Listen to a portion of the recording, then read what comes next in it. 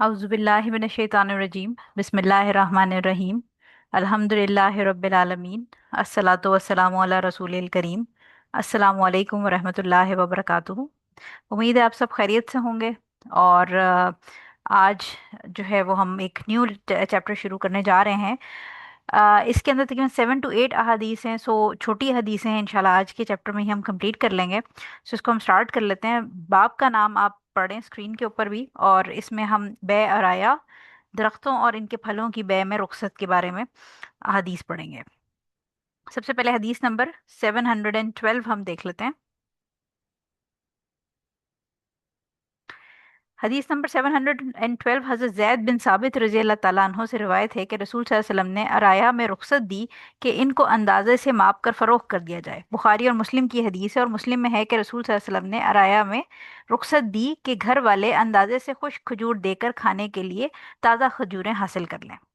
अच्छा, अब हमने पिछले वाला जो सेक्शन था उसके अंदर हमने ये बात पढ़ी थी कि जो दरख्त पे फ्रेश खजूरें लगी हुई हैं उसके बदले में जो ड्राई खजूरें हैं वो नहीं सेल करनी, क्योंकि जो दरख्त से जब उतरेंगी और वो साफ़ होंगी, या जैसे अनाज जो आपका फसल के अंदर लगा हुआ है उसको आप ऑलरेडी प्रिपेयर्ड अनाज से एक्सचेंज नहीं कर सकते। उसकी रीज़न ये है कि जब खजूरें दरख्त से उतरेंगी तो उसके अंदर वेट जो पानी का है या जो उसकी सफाई होगी, जब साफ़ सुथरा करके उसको तैयार किया जाएगा तो उसमें और खुश्क जो खजूरें होती हैं उनके अंदर वेट का फर्क आ जाता है। लेकिन यहाँ पर एक एक्सेप्शन हमें बताई गई है, जो कि अराया के नाम से ये एक्सेप्शन आपको पता चलेगी, और इसकी फिर कुछ स्पेसिफिक कंडीशंस हमें दे दी गई हैं कि ये कंडीशंस होंगी तो आप जो दरख्त पे फ्रेश डेट्स लगी हैं वो ड्राई डेट्स के एवज आप फरोख्त कर सकते हैं, यानी एक्सचेंज कर सकते हैं। और इसके अंदर जो डिफरेंस है वो हम फिर जब आगे कंडीशंस में जाएंगे तो हम इसको देखते हैं। लेकिन इम्पॉर्टेंट बात यह है कि अब जो अराया सेल है इसकी मल्टीपल फॉर्म्स हैं। दो फॉर्म्स मैं आपको बताऊंगी, लेकिन इसके अलावा भी मुख्तलिफ इसके ऊपर उलमा की बड़ी बहस है, और बहुत सारे इसके अंदर आपको आप समझें कि एक फॉर्मेट्स हैं या स्टाइल हैं जो डिफरेंट डिफरेंट उलमा ने इसके ऊपर ऑप्शंस बताई हैं। अच्छा, जो दो हम यहाँ पर डिस्कस करेंगे उसमें एक ऑप्शन तो ये है कि लेट्स अज्यूम कि किसी शख्स का खजूरों का बाग है और उस पे फ्रेश खजूरें लगी हैं। अब कोई शख्स है जिसके पास, यानी दो सिनेरियोज हैं, एक ये कि जो बाग है वो किसी शख्स का है, और कोई और दूसरा बंदा है जिसके पास खजूरें तो हैं, सूखी खजूरें हैं, लेकिन जैसे सीजन के अंदर होता है कि फ्रेश खजूरें खाने का शौक होता है, या जो सीजन की खजूरें हैं फ्रेश जूसी होती हैं, तो उसके पास वो मौजूद नहीं है। उसके पास सूखी खजूरें मौजूद हैं, लेकिन उसके बच्चे खाने के लिए जिद करते हैं या घर में ज़रूरत है जो फ्रेश खजूरें हैं उनकी, लेकिन उसके पास ड्राई खजूरें हैं। तो इस केस में क्योंकि उसकी मजबूरी है बच्चों के लिए, वो अपने घर के लिए, यानी बेचने के लिए नहीं, अपने घर के लिए वो इस्तेमाल के लिए थोड़ी सी उसको चाहिए, तो इस केस में दीन हमें परमिशन देता है for the sake of necessity कि वो शख्स जो जो बाग वाला है जिसके पास फ्रेश खजूर हैं उसके साथ वो एक्सचेंज कर सकता है, यानी क्योंकि उसके बच्चों को खाने के लिए चाहिए या ज़रूरत है, घर की ज़रूरत है, या उसके पास ड्राई खजूरें मौजूद हैं लेकिन वो फ्रेश वाली खाना चाह रहे हैं, तो उस केस के अंदर ये परमिसिबल है कि अंडर सर्टन कंडीशन, यानी 5 कंडीशन हैं जो मैं आपको अगले पेज पे पढ़ाऊंगी, कि उसके अंदर जो दरख्त पे फ्रेश खजूरें लगी हैं वो ड्राई खजूरों के एवज वो एक्सचेंज कर सकता है। पहली चीज़ तो ये,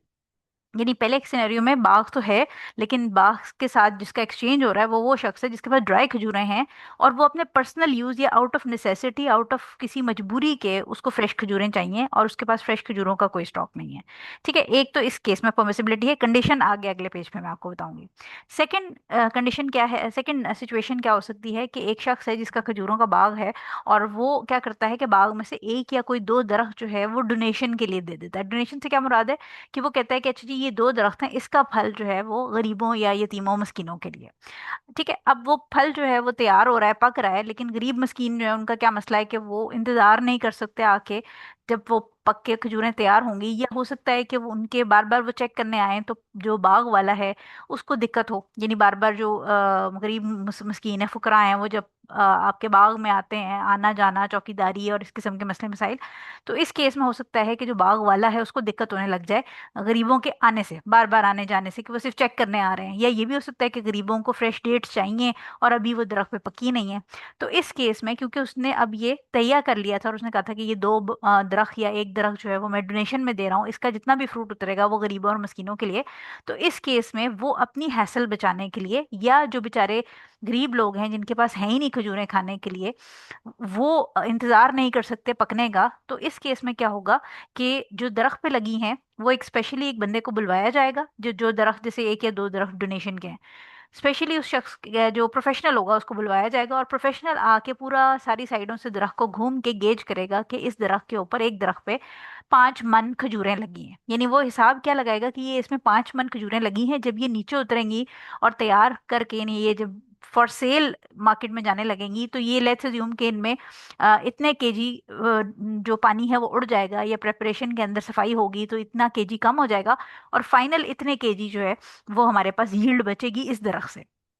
ठीक है, तो वो एक प्रोफेशनल होगा, वो रफ एस्टिमेट नहीं देगा, वो ऑलमोस्ट अप्रोक्सीमेट एस्टिमेट देगा कि जो खजूरें दरख्त पे लगी हैं ये कितनी है, और जब ये उतर के प्रिपेयर कर दी जाएंगी फॉर सेल के लिए तो इनका क्या वेट होगा। ठीक है, अब ये जो है, क्योंकि वो जो बाग वाला शख्स है वो बेचारा परेशान हो रहा है, बार बार लोग आके उसको तंग भी कर रहे हैं, और जो लोग हैं उनको भी खाने के लिए चाहिए, तो वो इंतजार नहीं कर सकते, तो वो क्या करेगा, वो को जो गेज करके बताया गया है कि इतने मन इस पे से फाइनल रेडी आपकी जो फॉर सेल पर्पस खजूर है वो उतरेगी, तो उसके बदले वो उसके पास जो ऑलरेडी खजूर पड़ी होगी ड्राई खजूर, वो गरीबों में बांट देगा। ठीक है, तो ये बेसिकली उसने एक तो डोनेशन के लिए डेडिकेट किया हुआ था, लेकिन क्योंकि अब उसको दिक्कत हो रही है या लोगों को अभी के अभी चाहिए खाने के लिए, तो उस केस में क्या करेगा कि वो एस्टिमेट करवा के दरख्त वाले को, और जो उसके पास ऑलरेडी खजूर पड़ी है वो डोनेशन में दे देगा।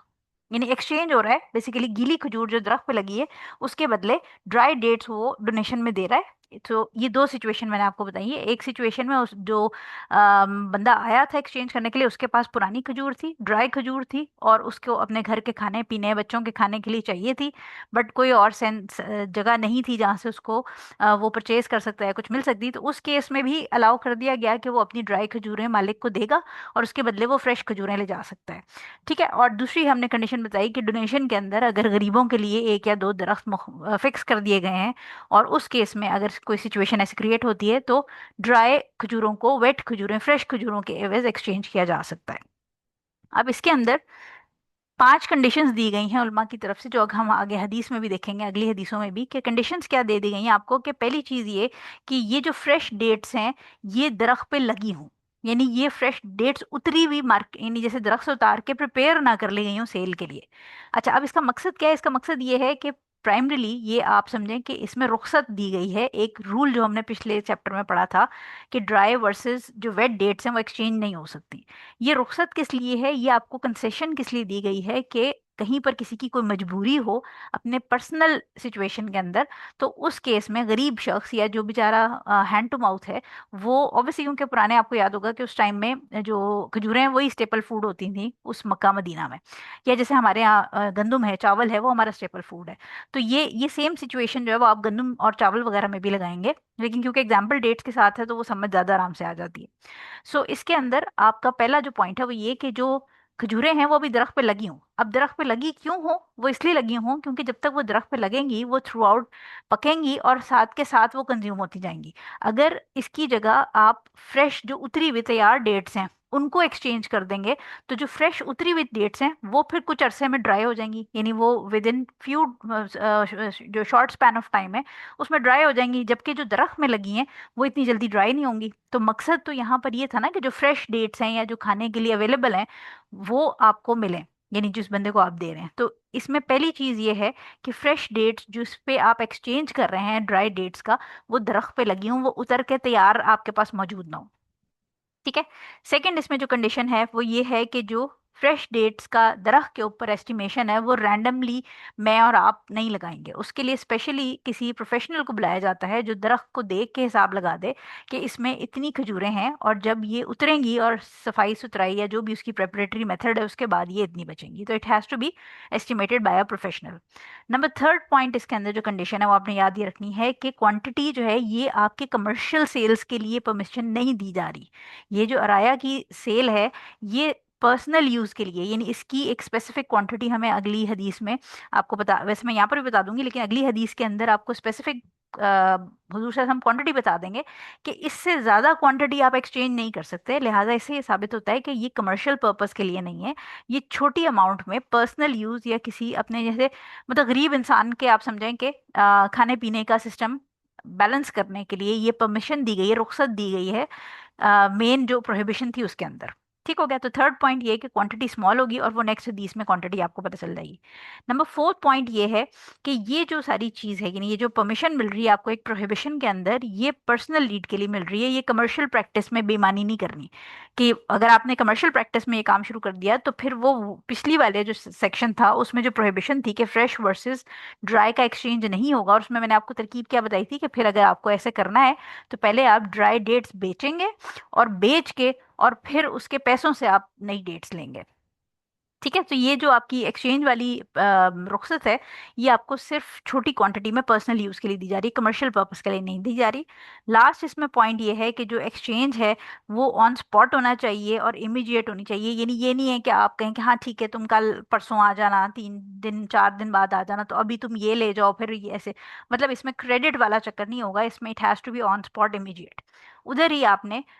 जो भी एक्सचेंज होगा, यानी अगर आप ड्राई किसी से लेके उसको दे रहे हैं या जो एस्टिमेशन के बाद आपने जिस भी शख्स को डोनेशन देनी है, तो वहाँ आप उधर ही उसको फिर ड्राई डेट्स पकड़ा के भेज देंगे, आप उसको क्रेडिट के ऊपर या डेफर नहीं करेंगे। ठीक हो गया। तो ये 5 कंडीशन है, इसकी बेस के ऊपर आपको वो जो फ्रेश डेट जो दरख्त पे लगी हुई हैं, फ्रेश डेट्स जो उतरी हुई हैं उनकी बात नहीं हो रही, दरख्त पे लगी हैं, उनकी कंसेशन मिल जाती है कि अगर आप उसको ड्राई डेट्स के अवेज, यानी पहली कंडीशन में जो बंदा आया था मांगने, उसके पास ड्राई डेट्स थी और उसने एक्सचेंज की फ्रेश दरख्त के ऊपर वाली डेट्स के बदले अपनी ड्राई डेट्स। ठीक है। और सेकंड वाली जो कंडीशन मैंने आपको सिचुएशन बताई है, उस सिचुएशन के अंदर जो बेचारा गरीब था उसके पास कुछ भी नहीं था, उसके पास या तो उसकी फसल ही खराब होगी, उसके पास खाने को कुछ नहीं है, या जनरली वो कोई गरीब मिस्कीन था। और इस केस में जो डोनर था, यानी जिसने डोनेशन के लिए खजूरें अनाउंस की थी, वो क्योंकि प्रॉब्लम में आ रहा था या लोगों को जिसको डोनेशन मिलनी थी उसको जल्दी थी कि उसको खाने पीने के लिए चाहिए थी, तो जो डोनर था, यानी जिसके पास जो बाग का मालिक था, उसी ने अपनी ही कमिटमेंट पे जो फ्रेश खजूरें थी उसके एक्सचेंज में ड्राई खजूरें उस गरीब बंदे को दे दी। ठीक हो गया। तो ये इस सिचुएशन को हम कहते हैं अराया। ठीक है। तो ये जो अराया है, ये सिर्फ छोटे लेवल पे पर्सनल या किसी जरूरत के तहत परमिसिबल है, कमर्शियल लेवल पे या बड़ी ट्रांजैक्शन के अंदर ये परमिसिबल नहीं है, क्योंकि प्रोहिबिशन हम पहले पढ़ चुके हैं। हदीस नंबर 717 जो है वो फिर इसी की आगे एक्सटेंशन है, जिसके अंदर, सॉरी 713, 713, हज़रत अबू हुरैरा रज़ी अल्लाह ताला अन्हु से रिवायत है कि रसूल सल्लल्लाहु अलैहि वसल्लम ने बे अराया में इजाज़त और रुख्सत इनायत फरमा दी। ठीक है। और ये फिर जो रुख्सत इनायत फरमाई है, इसमें 22 सूरत के, यानी उसमें जो कंडीशन लगाई कि ताज़ा खजूरों को खुश करके करके सॉरी खुश्क के एवज अंदाजे से फरोख्त कर लिया जाए, जबकि ये 5 वस्क की मकदार से कम हो या फिर 5 वस्क हो। बुखारी और मुस्लिम की है। अच्छा, अब यहाँ पर वेट, इस हदीस में आपको वेट बताया जा रहा है कि इससे ज्यादा आपको अलाउ नहीं है, क्योंकि हमने ये बात की कि कमर्शियल लेवल पे एक्टिविटी जायज नहीं है। तो जो वस्क है ये अगेन पुराना यूनिट है और ये 60 सा होते हैं। ठीक है। यानी 5 वस्क को अगर हम कन्वर्ट करें, लंबी कन्वर्जन है कि सा कितना होगा और ये सारी चीजें,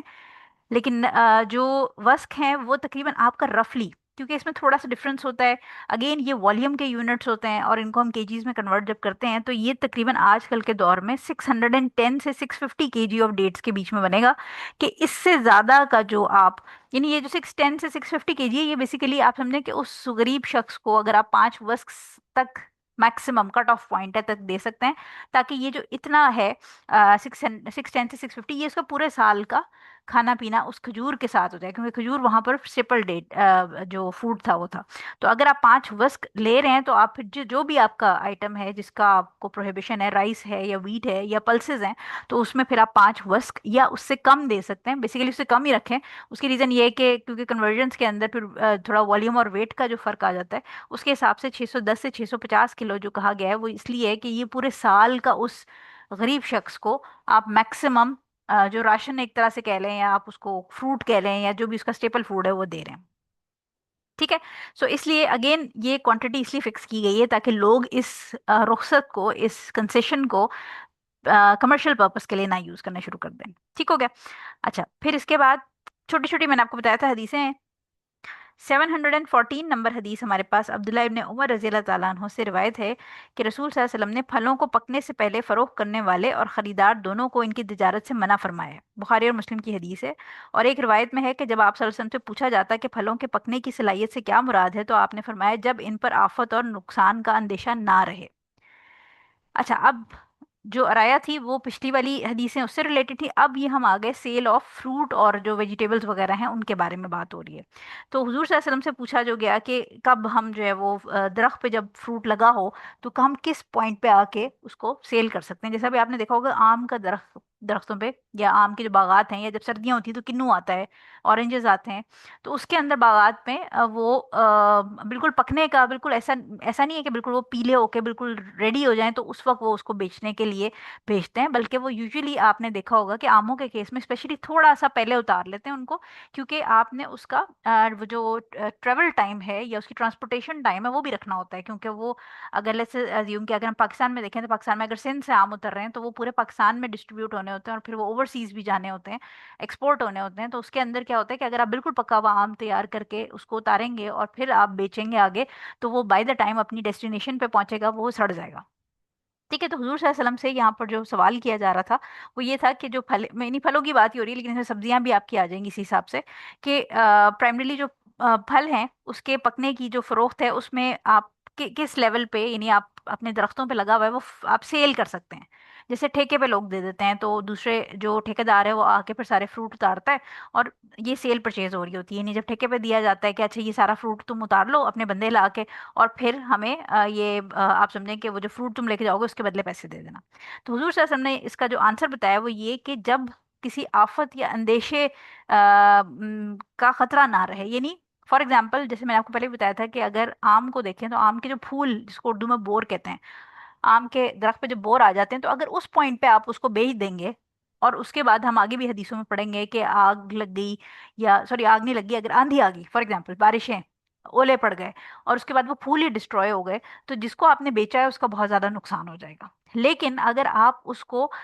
कैरी का जो फेज होता है, यानी जब वो खट्टी और बड़े ग्रीन कलर के आम हो जाते हैं उस फेज में अगर आप बेचेंगे, और उस फेज में अगर लेट्स अज्यूम कि आंधी आ जाती है, बहुत ज्यादा बारिश होती है और वो नीचे गिर जाते हैं, तो एटलीस्ट उनका मुरब्बा बन सकता है, उनका अचार बन सकता है, यानी वो फसल जाया नहीं होगी। ठीक है। तो इसलिए हुजूर सल्लल्लाहु अलैहि वसल्लम से पूछा गया तो उन्होंने कहा कि जब वो डैमेज या डिजीज से सेफ हो जाए, यानी जब बहुत ही वो बिल्कुल स्टार्टिंग फेज में, यानी यूजली आम को अगर आप देखें तो या कोई भी फ्रूट होता है तो उसमें पहले फूल बनता है, फिर फूल से वो थोड़ा मोटा होके उसके अंदर फ्रूट बनना शुरू होता है, फिर फ्रूट पहले तो बिल्कुल ही आप समझें कि सॉफ्ट सा होता है, फिर आहिस्ता आहिस्ता वो हार्ड होके बड़ा होता है, फिर उसमें गुठली बन जाती है, लेकिन गुठली बनने के बावजूद भी वो फीका होता है। यानी अगर आप इस लेवल का जो बेसिक फ्रूट होता है उसको उतार के अगर दरख्त से खाएं तो आपको वो बिल्कुल टेस्टलेस लगेगा। फिर आहिस्ता आहिस्ता उसके अंदर मिठास या खटाई या जो भी उसका फ्लेवर है वो आना शुरू होता है। तो आमों के केस में अगर आप देखें तो एक स्पेसिफिक साइज का जब आम हो जाता है तो फिर वो खट्टा होकर कैरी बनता है, अदरवाइज उससे पहले अगर आप छोटे आमों को उतार के खा के देखें तो आपको बिल्कुल प्लास्टिक जैसे टेस्टलेस लगेंगे। तो इसलिए जहां पर उनको बीमारी या उनको डैमेज का खतरा है, यानी अगर वहां उस स्टेज पे अगर कोई आप समझे कि प्रॉब्लम होती भी और फौरन दरख्त से वो आम उतार लिए जाते हैं तो एटलीस्ट उनको जो बायर है उसको नुकसान नहीं होगा। ठीक है। सो इसलिए फ्रूट्स को हम स्पेशली ये देखते हैं कि फ्रूट्स को जब आप रेडी फॉर सम कंजप्शन, यानी यूजुअली जो किन्नू होते हैं उनको भी बिल्कुल ऑरेंज होने के ऊपर नहीं उतारा जाता, उनको हल्का सा पहले उतार लिया जाता है, क्योंकि जब वो ऑब्वियसली बात है ट्रांसपोर्ट किए जाएंगे तो उसमें वो दब के खराब हो जाएंगे। और इसका मकसद क्या है? इसका मकसद ये कि जो बायर है उसको भी नुकसान ना हो, अगर कोई मसला हो जाता है, कोई आंधी तूफान आ जाता है, और जो सेलर है उसको भी नुकसान ना हो। यानी हम जितनी भी ट्रांजेक्शन पढ़ रहे हैं उसमें मेन पर्पस ये है कि जो बायर सेलर दोनों का फायदा हो, किसी एक का नुकसान नहीं होना चाहिए। अब इसी से रिलेटेड 715 नंबर हदीस है हमारे पास। अनस बिन मालिक रजी अल्लाह ताला अन्हो से रिवायत है कि नबी करीम सल्लल्लाहु अलैहि वसल्लम ने फलों को पकने से पहले फरोख्त करना ममनू फरमाया। कहा गया कि पकने से क्या मुराद है, यानी जब हुजूर सल्लल्लाहु अलैहि वसल्लम कोई चीज मना फरमाते थे तो आप साहबा जो है वो उनसे पूछते थे कि इसको मतलब इससे क्या मुराद है, पकने से क्या मुराद है। तो हुजूर सल्लल्लाहु अलैहि वसल्लम ने फरमाया कि वो सुर्ख रंग का हो जाए या फिर जर्द रंग का। बुखारी और मुस्लिम की ये हदीस है और ये अल्फाज बुखारी के हैं। अब अगेन यहाँ पर कलर बताया जा रहा है, अगली हदीस में भी कलर बताया जाएगा। ठीक है। तो रेडिश या येलोइश, यानी अगेन जो आप आम देखें, आम की कुछ वैरायटी जो है वो हल्की सी ग्रीन से येलोइश होना शुरू हो जाती हैं, उसमें थोड़ा सा आपको येलो टिंज नजर आने लग जाता है। और इसी तरह कुछ आम की वैरायटीज हैं जो रेड होने लग जाती हैं। किन्नू के अंदर देखें तो किन्नू के अंदर भी वो येलो से पहले येलो होते हैं फिर ऑरेंज होते हैं, जो बिल्कुल पक्के तैयार होते हैं वो ऑरेंज होता है। तो ज्यादातर जो फ्रूट्स होते हैं, लीची वगैरह को अगर आप देखें तो हल्की सी वो रेड होना शुरू हो जाती है। तो मकसद ये है कि जब आपको लगे कि हाँ अब ये जो फ्रूट है ये पकने के करीब है या पक गया है। बेसिकली तो अब क्योंकि वो ट्रेवल टाइम बहुत ज़्यादा होता है, तो बिल्कुल अगर आप पका हुआ उतारेंगे और उसको मार्केट में भेजेंगे तो वो ख़राब हो जाएगा। तो हल्का सा जब उसमें रेडनेस या येलोइश टेंज आ जाती है, और जब आपको समझ आ जाए कि ये अब हम यहाँ से उतार के अगर 3 दिन में इसने मंडी में पहुंचना है, तो 3 दिन में ये पक के तैयार हो जाएगा। तो वो टाइम है जिसके ऊपर आपने स्टेज पे अपने फ्रूट्स को आप सेल कर सकते हैं कि हाँ अब इसको आके उतारो। और उतार के जो ठेके पे देना है आपने, कि अब इसको उतार के आप भेज दें मार्केट में। या बहुत सारे मार्केट वाले जो लोग हैं वो आके जो जैसे कीनू वगैरह के बागात होते हैं, वहां से वो उनसे आप अपनी आप हमने एग्रीमेंट कर लेते हैं कि हम ये सारा किन्नू उतारेंगे, मैन पावर भी हमारी होगी, सारा कुछ होगा, और हम आपको इतने पैसे देंगे। ठीक है, तो ये जो सिचुएशन है ये इस पॉइंट पे है कि जहां पर आपको पिछली वाली हदीस से कनेक्ट करना है, कि जहां पर आपको फ्रूट के डैमेज होने का खतरा ना हो। ये ना हो कि एकदम से आंधी आ जाए, तूफान आ जाए, तो आपका जो फ्रूट है वो ज़ाया हो जाए और उससे फिर जो बायर है उसको नुकसान हो जाए।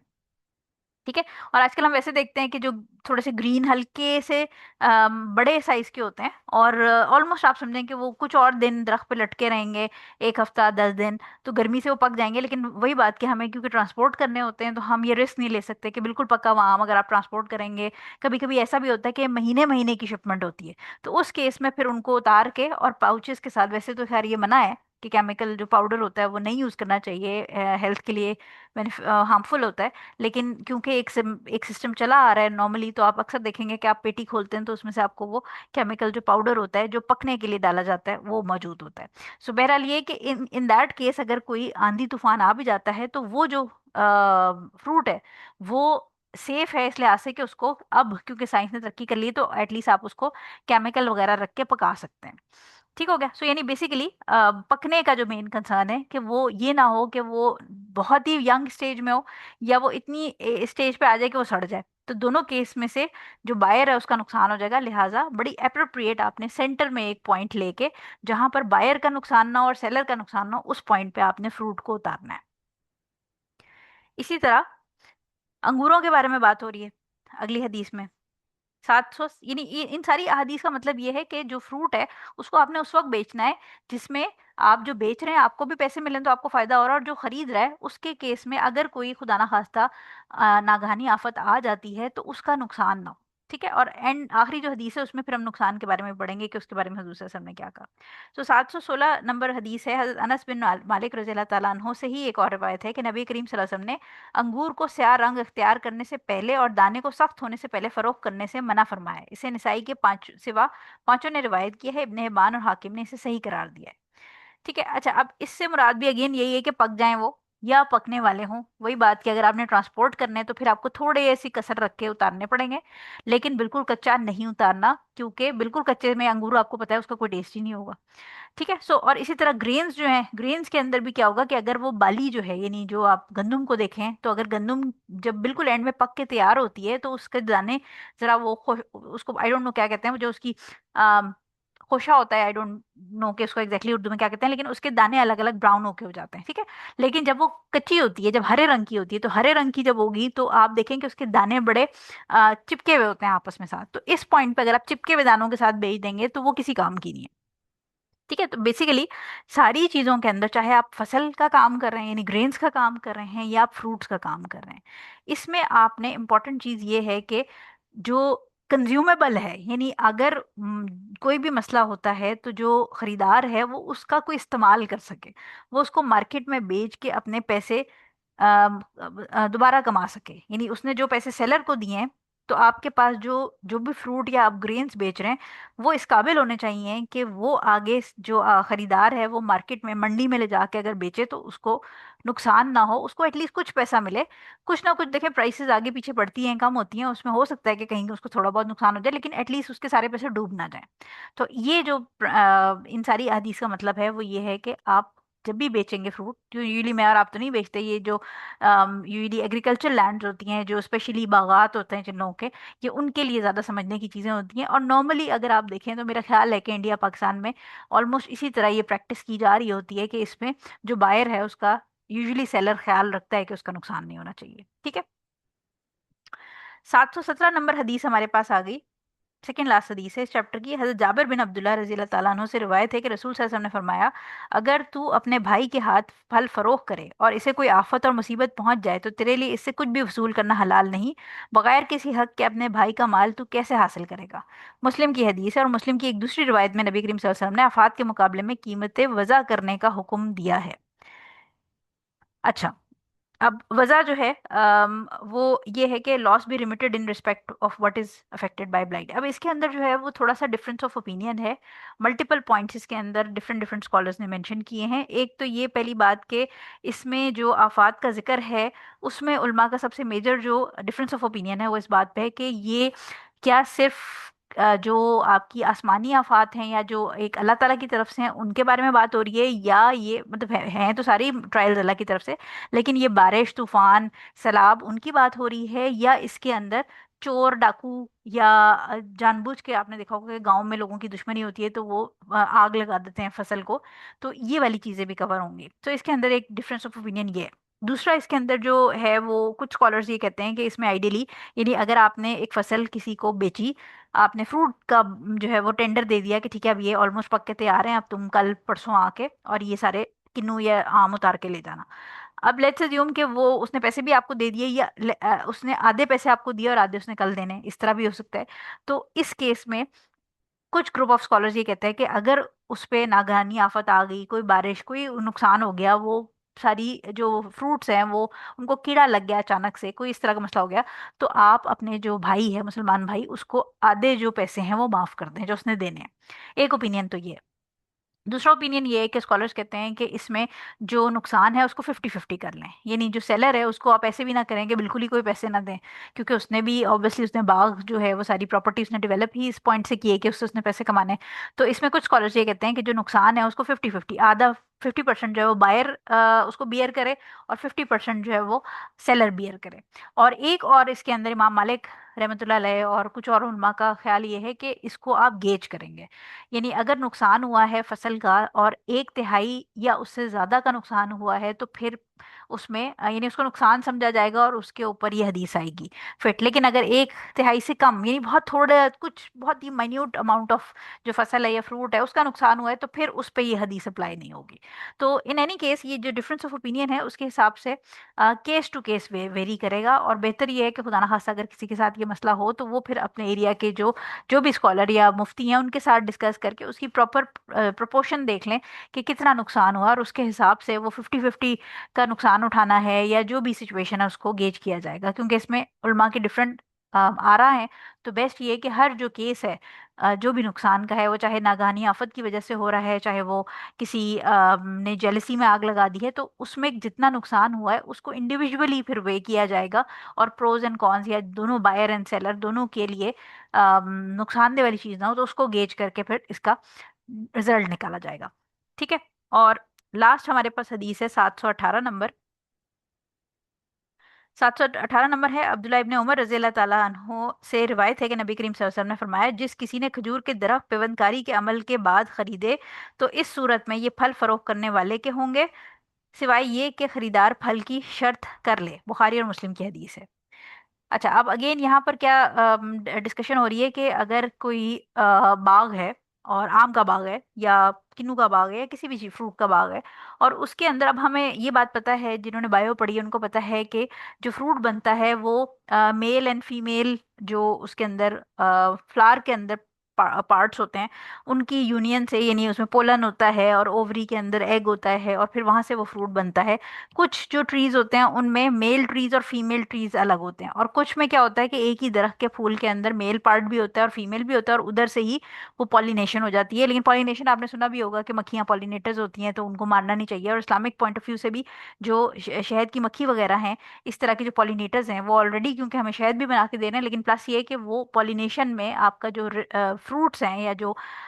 खाना उगता है अनाज उगता है इसके अंदर वो बड़ा हेल्प करती हैं। फ्लावर्स के स्पेशली जो काम होते हैं, फ्लावर्स वाले जो फ्रूट्स होते हैं उनके अंदर उनकी प्रोडक्शन में, फ्रूट की प्रोडक्शन में या सब्जियों की प्रोडक्शन में बहुत हेल्प करते हैं, तो इनको नहीं मानना चाहिए। तो लिहाजा अब यहाँ पर बात ये हो रही है कि अगर किसी ने कोई बाग फरोख्त किया, ठीक है, वो बाग उसने सेल कर दिया। लेकिन अब उसके अंदर जो फूल लगे हैं वो उस शख्स ने, सेलर ने, जो जैसे मेरा बाग है और मैं आपको बेच रही हूँ, और मैंने उसके फूलों को पॉलिनेट करवा दिया है, यानी उसके फूल जो है वो पॉलिनेट हो गए हैं, जिसमें मेल और फीमेल गैमीट ने मिलके फ्रूट बनाने का अमल शुरू कर दिया है। तो मैं आपको बाग बेचूंगी, लेकिन फ्रूट इस हदीस के हिसाब से मेरा ही होगा, क्योंकि उसकी पॉलिनेशन में सारी एफर्ट मैंने की है। अब वो जिस भी तरीके से की, मैंने मक्खियां ला के की है या वो नेचुरली मतलब कोई इस तरह मैंने प्लांटेशन इस तरह की हुई है कि मेल फीमेल ट्रीज की डिस्ट्रीब्यूशन इस तरह की हुई है कि वो हवा से पॉलिनेट हो जाते हैं। लेकिन अगर मैं सेलर हूँ तो वो फ्रूट दरख्त के साथ सेल नहीं होगा, यानी अगर मैंने आपको दरख्त बेचे हैं तो डजेंट मीन कि इस पे जो फ्रूट लगेगा वो भी आपका हो गया, सिवाय इसके कि मेरे और आपके कॉन्ट्रैक्ट में हमने डिस्कशन की और आपने मुझे कहा कि देखें ये जो फ्रूट है, अभी फूल तो लगे हुए हैं लेकिन जब इनका फ्रूट हो जाएगा तो ये भी फिर आप मुझे दे दें। और मैं कहती हूँ कि अच्छा चले ठीक है, अब मेरे पास तो बंदे ही नहीं है और मेरे तो सर्कमस्टांसिस ही नहीं है कि फ्रूट जब लगेगा तो मैं उतारूंगी, तो आप ऐसा करें बाग के साथ ये जो पॉलिनेटेड फूल है ये भी आप ले लें। ठीक है, तो अगर तो ये कॉन्ट्रैक्ट के अंदर डिस्कशन हो गई है तो well and good, otherwise naturally जो अंडरस्टूड बात है वो ये है कि मैंने आपको बाग बेचा, लेकिन मैंने आपको सिर्फ पौधे बेचे हैं। उन पौधों पे जो ऑलरेडी लगे हुए फूल हैं जो कि पॉलिनेटेड हैं और उनसे आगे फ्रूट बनना है, तो जो फ्रूट की फसल होगी, जो उसका पूरा आप समझें जो उतरेगा, सेब उतरेंगे, किन्नू उतरेंगे, वो मेरे होंगे। मैं सेलर हूँ, मैंने आपको बाग बेचा लेकिन मैंने आपको पॉलिनेटेड फ्लावर्स नहीं बेचे। ठीक है, तो इससे यहाँ पर ये बात क्लियर कर दी गई कि अनटिल अनलेस के आपके कॉन्ट्रैक्ट में जो बाइंग एंड सेलिंग का कॉन्ट्रैक्ट है उसके अंदर मेरी और आपकी डिस्कशन ये हुई कि हाँ जी मैं आपको जो फूलों समेत, यानी मैं आपको पूरा कंप्लीटली बेच रही हूँ, अब जो फूल हैं उनका फ्रूट बनेगा वो भी आपका, दरख्त भी आपका, सब कुछ आपका। तो अगर तो इस किस्म की डिस्कशन होगी तो दैट्स गुड, अदरवाइज ये कि वो जो पॉलिनेटेड फूल हैं उनसे जो भी फ्रूट बनेगा वो मेरा होगा। ठीक हो गया। सो ये एक छोटा सा चैप्टर था।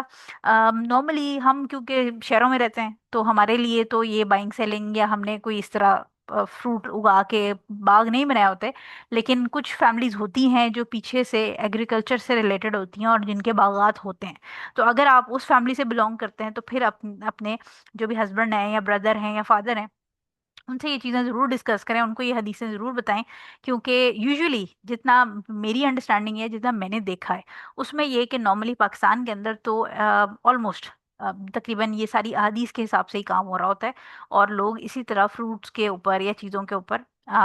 जो सेलिंग है उसके ऊपर ध्यान करते हैं। क्योंकि जो आप समझे इस्लाम की रूलिंग्स हैं वो कोई एलियन रूलिंग्स नहीं है। इस्लाम की जो रूलिंग्स हैं वो फितरत के मुताबिक हैं। यानी आप समझें कि हर